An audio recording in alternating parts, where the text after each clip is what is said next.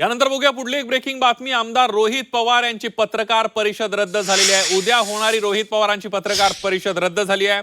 12 तारखेला रोहित पवार पत्रकार परिषद घेणार होते। राष्ट्रवादीच्या विलिनीकरणासंदर्भात आतापर्यंत जी सगळी माहिती होती त्याबद्दलची सविस्तर माहिती आपल्या पत्रकार परिषदेमध्ये आपण देणार असल्याचं रोहित पवार यांनी सांगितलं होतं। कधी कधी बैठका झाल्या, कोण कोण बैठकीला होतं, अजित पवार यांची विलिनीकरणासंदर्भातली भूमिका काय होती, अजित पवार आपल्याशी काय बोललेले होते, बैठकीमध्ये काय चर्चा झाली होती दोन्ही राष्ट्रवादीच्या, या संदर्भातले सगळी माहिती रोहित पवार ही उद्याच्या पत्रकार परिषदेमध्ये देणार होते। मात्र आमदार रोहित पवार यांची उद्याची पत्रकार परिषद रद्द झालेली आहे आणि त्यामुळे जी चर्चा आणि जी माहिती समोर येते, दिल्लीमध्ये दोन्ही राष्ट्रवादींच्या काही घडामोडी आज घडतायत का, बैठका होत आहेत का आणि त्यामुळेच उद्याची पत्रकार परिषद रद्द झाली आहे का, अशा सुद्धा चर्चेला वाव आहे।